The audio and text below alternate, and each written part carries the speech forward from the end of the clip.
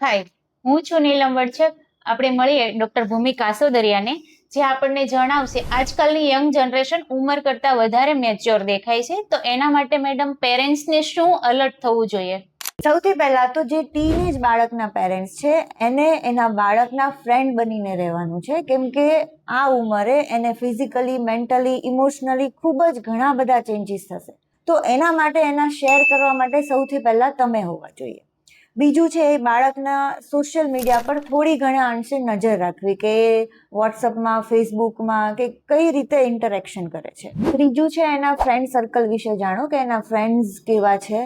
ચોથું છે એને સમયનું મેનેજમેન્ટ શીખવાડો, એને સ્ટડી, રેસ્ટ અને ફન એ ત્રણેય વચ્ચે બેલેન્સ કરવું જરૂરી છે એ શીખવાડો.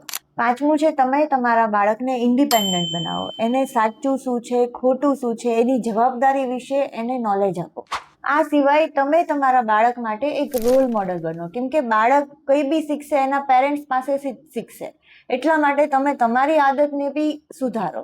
આ સિવાય જો એ બી ખાસ ધ્યાન રાખો કે જો તમારું બાળક ક્યારેય પણ અચાનક કંઈ બદલાવ જોવા મળે એના બિહેવિયરમાં, જો એકલું રહેવા મળે અથવા તો વધારે પડતો ગુસ્સો કરે અથવા તો કંઈક વસ્તુ છુપાવવા માંડે, તો તમે તરત જ એલર્ટ થઈ જાઓ અને આના માટે ક્યારેય પણ જો કાઉન્સિલરની કે પછી ડૉક્ટરની સલાહની જો જરૂર પડે તો એ લેતા ક્યારેય શરમાવું નહીં. આ એક વાત ખાસ ધ્યાન રાખજો કે એક બાળકને ક્યારેય પણ ડરાવવાથી નહીં, પરંતુ એને સમજાવવાથી અને એનો વિશ્વાસ જીતવાથી એને સાચો માર્ગ આપી શકાય છે. Thank you madam.